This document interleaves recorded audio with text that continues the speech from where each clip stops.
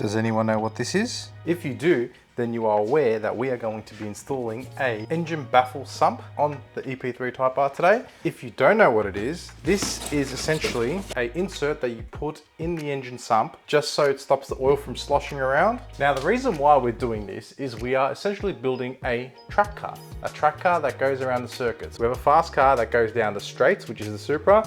So now I am changing into another discipline, which is circuit racing. For those who have been along this journey, you guys know what we have done. For those who don't, so we began this journey with a set of rotor brake lines, all four corners, and a set of front pads and rotors. The pads are a Intima RR racing brake, some custom VMAX C-hooked rotors. So next will be this on our little journey to get the car ready for the track. So today we're going to figure out how to install this with no instructions, just a bag full of nuts and bolts and studs, and no videos online. So let's get into it.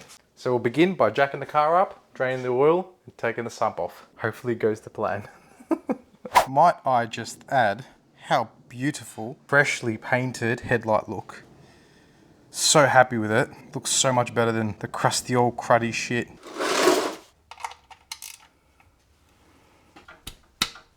All right, let's see if we can get it into the bucket without spilling anything.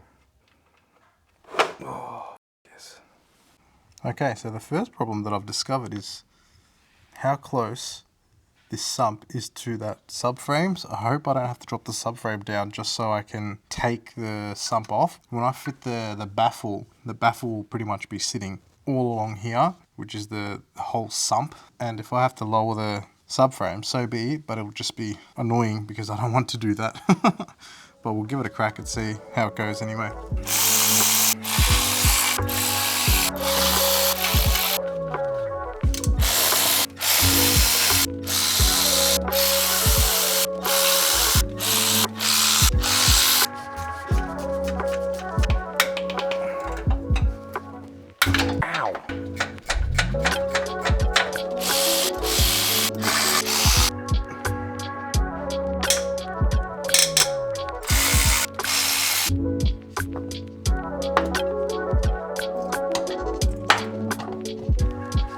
It doesn't hit the body, chassis.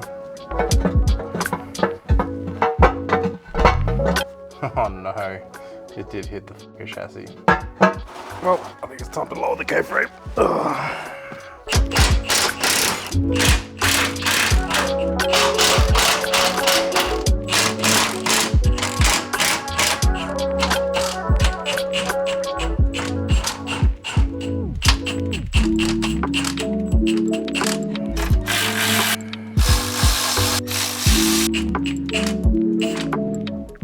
I think I have to drop the subframe off.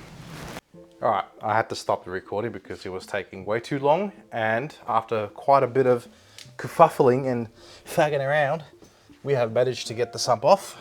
So you have to drop the subframe. If you're working on an AP3, you'll have to drop the front half of the subframe. I've loosened the back bolts. One bolt's out, that side's off. I mean, that one's still in there, but you have to take it off. And this is how it looks.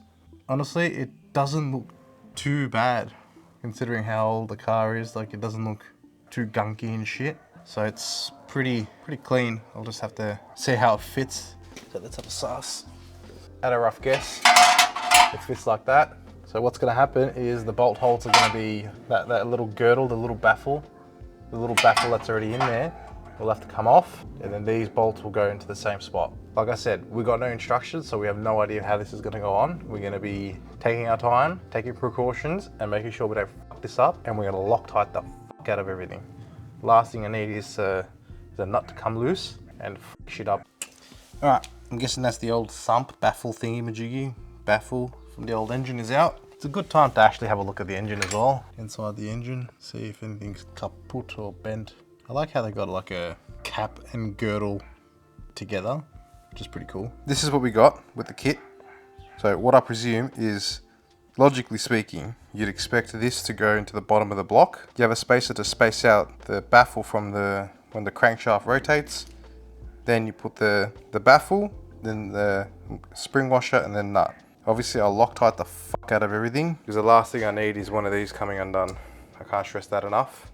Make sure you Loctite everything. Look, you can't be too paranoid with things, so what I might do, because since this is aluminium, they've milled this out of aluminium, I'm just going to give everything a quick bath, just to get rid of all the shavings that there might be in there. Last thing you need is just metal shavings going through your sump or your pickup and then fucking your engine and bearing.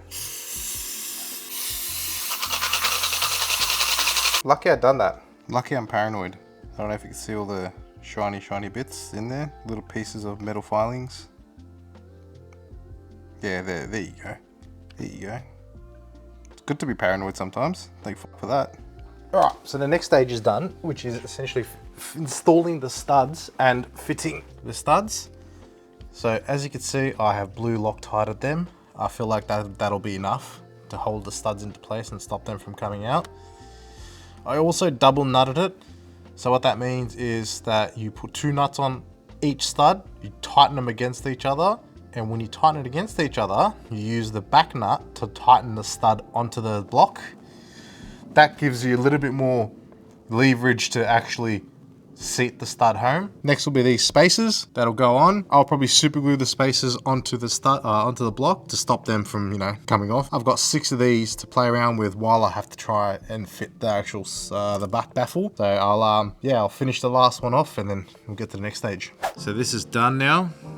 Essentially, it's pretty straightforward. You just have the spacer, then the actual baffle, then you have a spring washer underneath in between the baffle and the nut, and then you have a nut. I Loctited the fuck out of all of them, tightened all of them. Only thing I didn't do is I didn't clean that before I put that on. It just makes it a little bit more difficult to clean the fucking thing, but it's not too bad. It's pretty straightforward. I'll clean that, reseal the sump, and then throw everything back on. And I hope nothing leaks because my neck is starting to fucking hurt. It's a bitch working on the ground.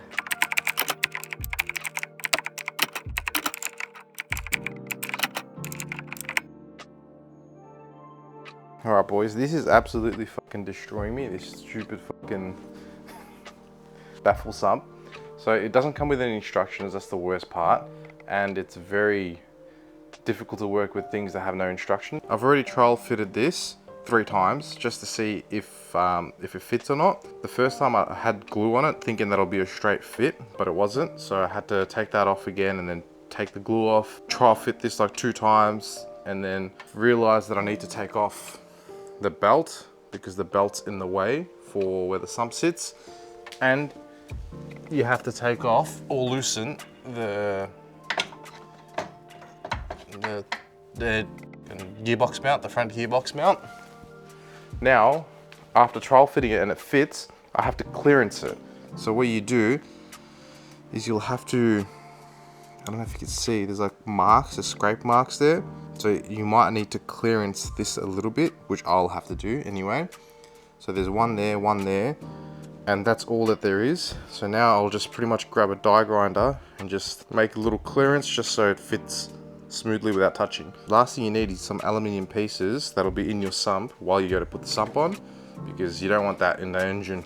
You'll end up destroying the engine. So clean the fuck out of it and then test fit it and then see how it goes again. I just die grinded it a little bit just to trim off a little bit of that ribbing because it was hitting along here when I tried to fit it, and same with this one here. Now it just slides in. I'll just throw this back on, see how it goes. Hopefully it fits.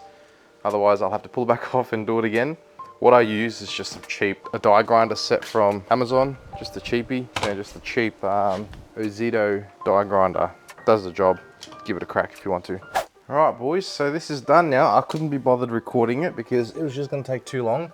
There's a lot of fucking around, plus I just wanted to get done. So it's all done, all bolted in, that's in. I just gotta put in the AC line, and then I gotta put in the 3 rear transmission mount bolts, fill the oil in, and then hopefully it runs and doesn't have any oil pressure issues. So we're pretty much ready to start the car. Another thing that's really probably very important to do is to prime the whole oiling system. Remember, we did take off the pan. There's no oil. Oil's been dripping from the top of the engine to the bottom, so there's nothing to catch it and nothing to feed the oil back up to the top. So what we're gonna do is we'll disconnect the injectors. I couldn't find the fuel pump relay, plus it's buried under the dash somewhere, and I don't exactly have room to mingle around and try and find the relay. This is the easiest option to do. So what we'll do now is we'll crank it, build some more pressure, plug these bad boys back in, and hopefully it starts.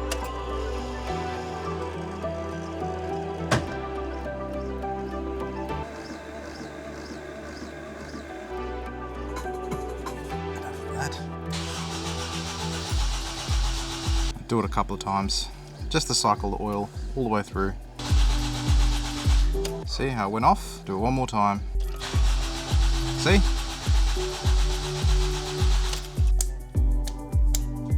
Hopefully it cranks with no issues. Ah, look at that. Went off straight away.